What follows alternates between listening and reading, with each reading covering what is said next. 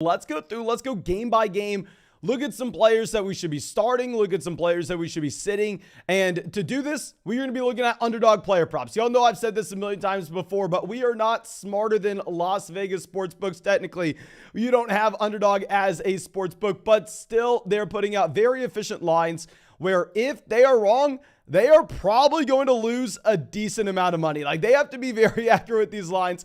They are putting their money where their mouth is. So let's look at every line, say sit, start, and maybe take some more than less than on total yards. But of course, before we get into anything, go down there, drop a like on this video, subscribe to the channel if you play fantasy football, and if you want to check out any of these player props, you can find the link in the description, find the link in the comment section. Available in damn near every state. We are going to be hopping into some underdog drafts very, very soon if you want to be able to get in those drafts with us. But I think that should be it. Start off with the Baltimore Ravens matchup here. I mean, if you are looking at Baltimore, this is supposed to be one of the, if not the lowest scoring games of the week, according to Las Vegas sportsbooks, where right now you have Tyler Huntley starting for the Baltimore Ravens. If you wanted to put Tyler Huntley into your starting lineup, I'm not going to fault you, literally just because the rushing upside. You look at the projection, 45.5 rushing yards. He actually got there more times than not last season when he was the starting quarterback for the Baltimore Ravens. Not too excited about any of these lines. I want to be excited about starting Tyler Huntley. Demarcus Robinson, don't start him.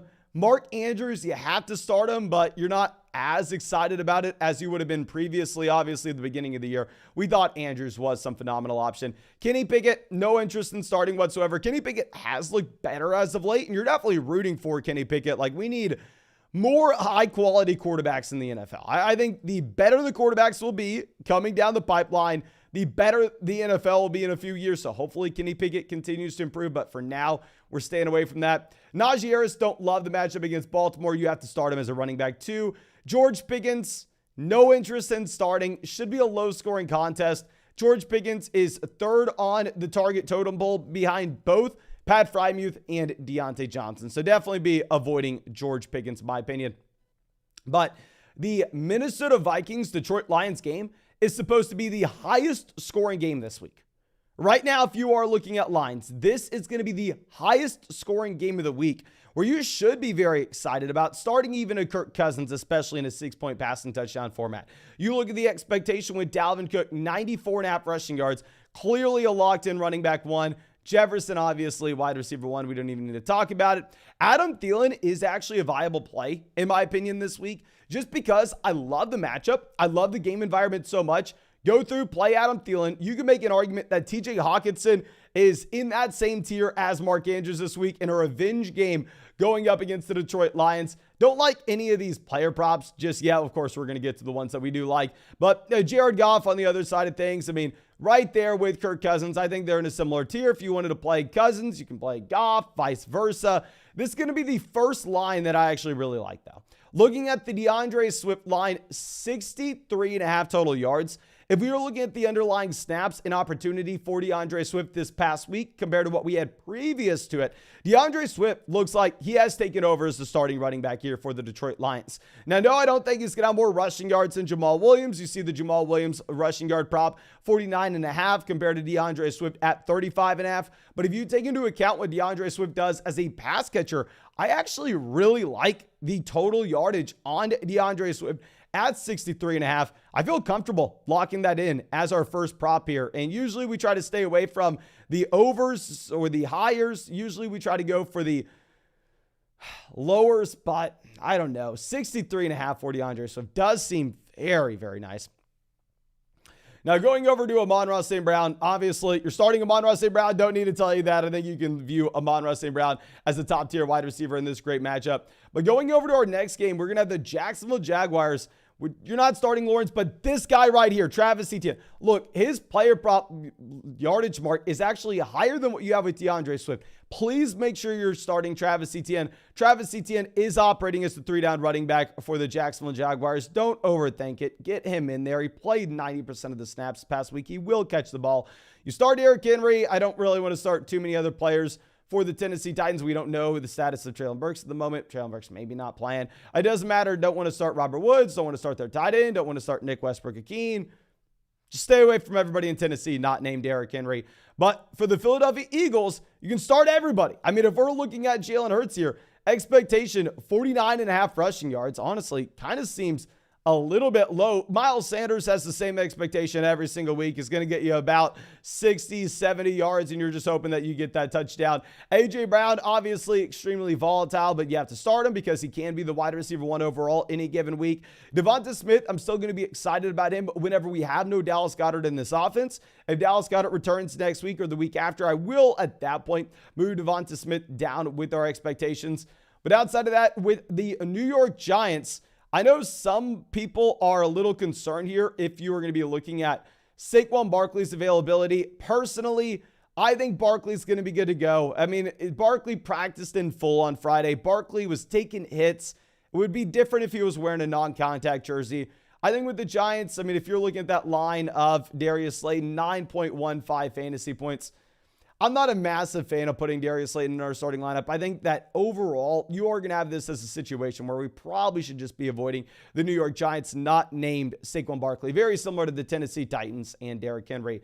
But our next line that we are going to be looking at is going to be Zonovan Knight, Bam Knight, whatever the hell you want to call him.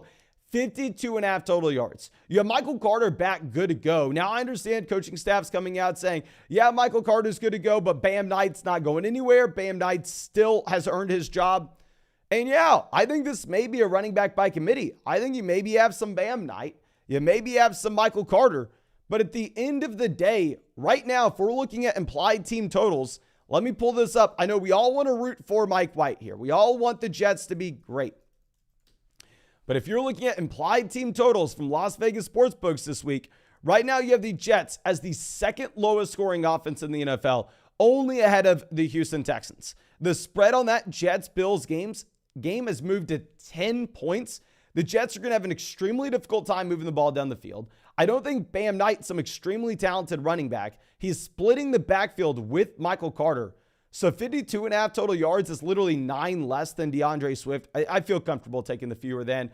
I mean, all these other lines, you obviously are starting Garrett Wilson, lower your expectations a bit because his matchup's very tough. And then you're not starting anybody else for the New York Jets. But on the opposite end of the spectrum, here looking at the Buffalo Bills, fire up Josh Allen. Don't need to tell you that. I mean, obviously, you're playing him. The question is, are any of these props intriguing? Maybe you're looking at 45.5 rushing yards. Maybe it seems a little bit rich if you think that they're going to be able to easily win and Allen doesn't have to run.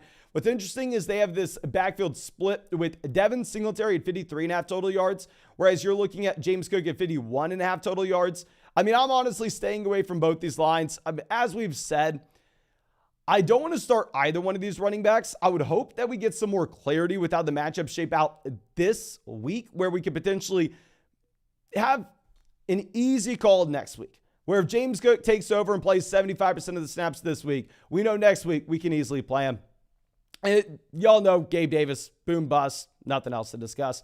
Now here with Cleveland, don't really know the status of Amari Cooper just yet. But what I do know is when you get the opportunity to take Nick Chubb at 76.5 total yards, even in a game where they should be trailing, even in a game where you don't love the environment. Right now, the Bengals are about 5.5 point favorites. We know the Bengals pretty tough rush defense to go up against, at least if you're going to be trailing the majority of the game. I don't really care. It's Nick Chubb, 76.5 rushing yards. At the end of the day, you bet on talented players. I like this one with Nick Chubb.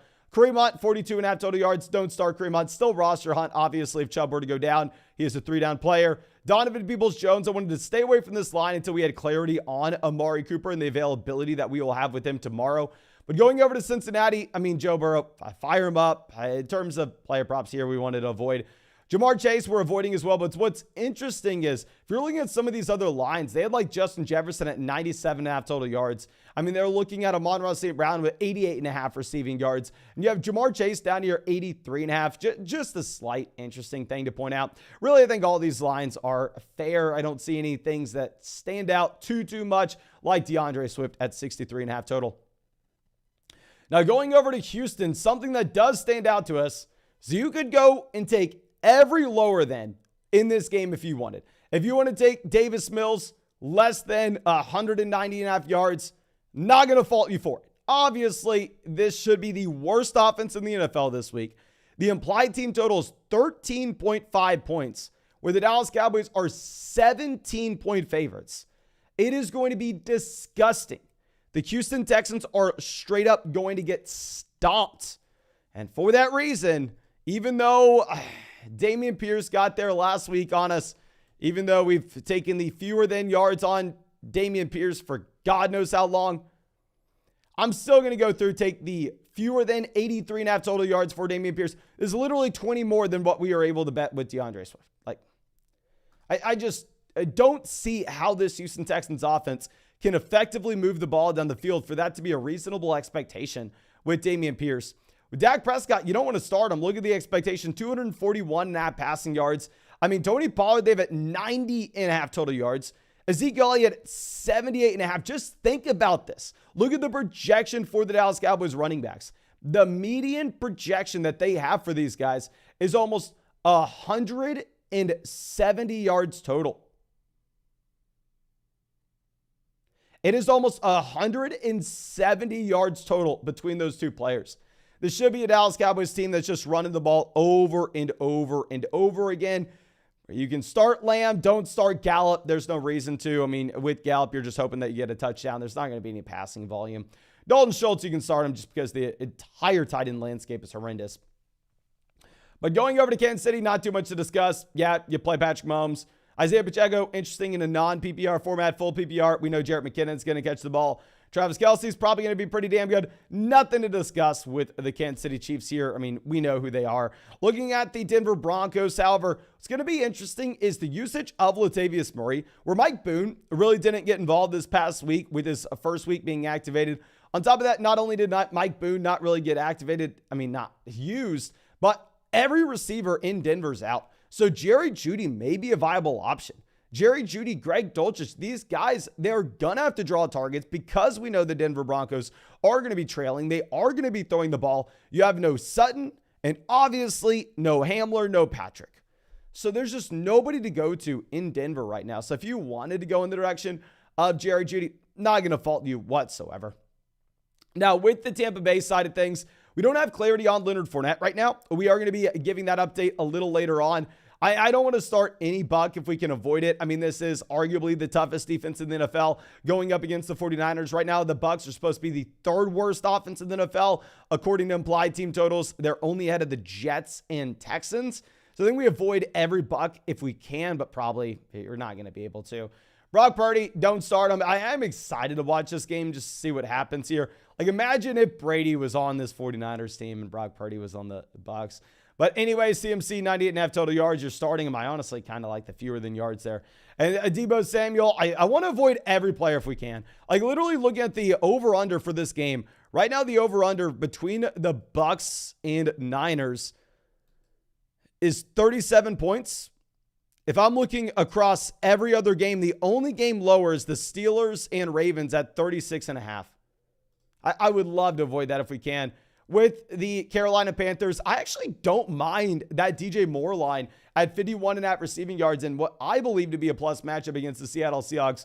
Now, with the Seattle Seahawks storyline, obviously going to be the running back position. We'll give the most up-to-date injury report about 5 hours from now. I definitely want to wait and see if we have anything else coming out. Very worried because you have both Walker and DJ Dallas' game time decision, so I have no freaking idea. And then with the Miami Dolphins, I don't want to start either running back, even though this is a great matchup, just because I simply don't know who the guy's going to be. I mean, they have it split 58 and 55 between those two running backs. Tyreek Hill is supposed to be dominant. Tyreek Hill has the highest receiving yardage mark this week. Jalen Waddle at 64.5 yards. Are y'all freaking kidding me? Let me pull this up here, ladies and gentlemen. Because obviously this past week, I get it. Jalen Waddle disappoints. He has 9 yards. He gets injured. He leaves early. And if we look at a couple other weeks, against Cincinnati, against the Jets, Tua Tagovailoa was not starting. But if we remove those 3 weeks where Jalen Waddle leaves early and Tua Tagovailoa does not play the entire game, Jalen Waddle, 69, 171, 102, 129, 88, 106, 85, 66, 85. Jalen Waddle if he did not leave early with an injury and had Tua Tagovailoa starting, has never had fewer than 64.5 receiving yards this season. What kind of games are we trying to play?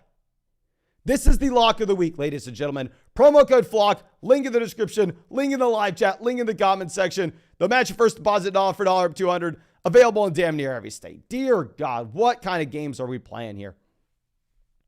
Now, going over to the Los Angeles Chargers side, very difficult to know exactly what to expect. Mike Williams officially off the injury report, which obviously is bullish for Mike Williams. Should be a little more excited. Right now, I just have no idea what to assume with the health of all these players, etc. And then going over to this game, it's easy. You start Ramondre Stevenson, and that's it for New England. Well, we know with Ramondre Stevenson being used as borderline Alvin Kamara light.